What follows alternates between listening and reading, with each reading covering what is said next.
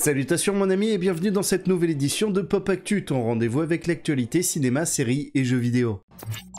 Et déjà, c'est un petit peu une mauvaise nouvelle, mais on a appris que la série Arcane allait s'arrêter à la fin de la deuxième saison. A priori, ça serait entre autres dû au budget qui serait trop élevé, puisqu'en effet, Arcane est la série d'animation la plus chère de l'histoire avec un coût de 250 millions de dollars. Donc oui, c'est triste, mais d'un autre côté, on peut se dire comment on va avoir une vraie bonne histoire avec une vraie conclusion, et en fait, c'est peut-être pas plus mal. Ceci étant dit, Riot n'en a pas fini pour autant avec la production de séries ou peut-être même de films. Et oui, puisqu'en effet, Mark Merrill, le cofondateur de Riot Games, a déclaré qu'il y avait encore de nombreuses histoires à raconter. Il n'y a donc plus qu'à espérer que les prochaines productions soient aussi incroyables qu'Arcane.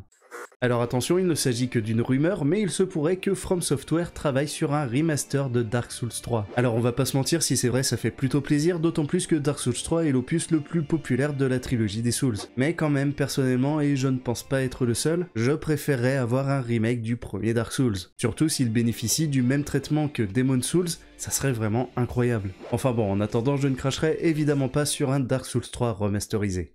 Tiens, et puisqu'on parle de From Software, on apprend que Kadokawa, la maison mère du studio, a reçu une intention d'achat de la part de Sony. Alors pour l'heure, aucune décision n'a été prise, mais franchement, j'espère que ça va pas se faire. From Software se porte très bien et leur indépendance leur permet de faire les jeux qu'ils veulent. Donc vraiment, je ne vois pas pourquoi ils accepteraient. Et surtout, quand des studios se font racheter par des gros groupes comme ça finit rarement bien. Donc affaire à suivre, mais quand même, j'aurais tendance à croiser les doigts pour que ça ne se fasse pas.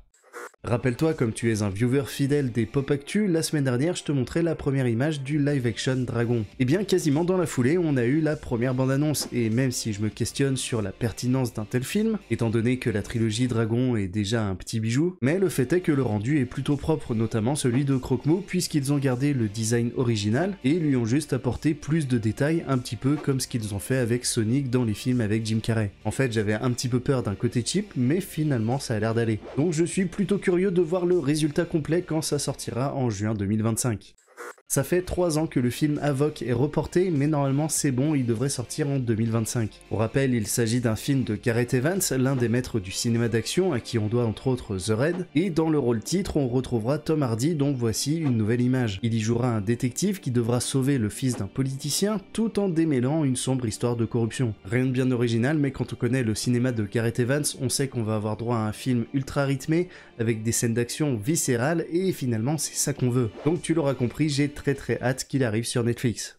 Après Dahmer et les frères Menendez, la série Monster s'attaque à du très lourd puisque la 3e saison portera sur le tueur en série Ed Gein. Alors pour faire simple, Ed Gein c'est juste le tueur qui a inspiré tout un pan du cinéma d'horreur, de Maniac à Psychose, en passant bien sûr par Massacre à la tronçonneuse. Alors si tu veux d'ores et déjà en savoir plus, j'en avais fait une vidéo il y a plusieurs années, t'as juste à taper Ed Gein Glen Erwan pour la trouver. Mais pour en revenir à la série, c'est Charlie Hunnam, surtout connu pour son rôle dans Son of Anarchy, qui a la lourde tâche d'incarner ce terrifiant psychopathe. D'ailleurs, voici les premières images volées du tournage où l'on voit l'acteur dans la peau de celui que l'on appelait le boucher de Plainfield. Alors je sais que certains s'interrogent toujours sur la moralité de la série Monster, mais personnellement j'ai toujours été assez captivé par ce genre d'histoire et j'ai très hâte de voir ce que va donner cette saison 3 de la série Monster.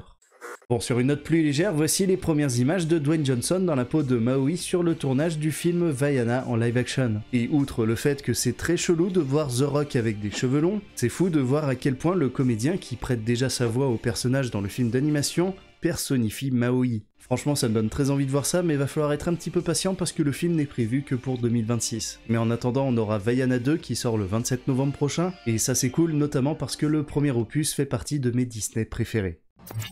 Sans transition, pense à t'abonner si tu aimes mon contenu parce que ça serait cool qu'on arrive aux 10 000 abonnés un jour. Et sinon, évidemment que les likes, les partages et les commentaires sont le carburant qui font vivre mes vidéos, donc je compte sur toi. Sur ce, je te dis à très vite dans de nouvelles vidéos. D'ici là, prends bien soin de toi, c'était Glen Erwan. Des bisous.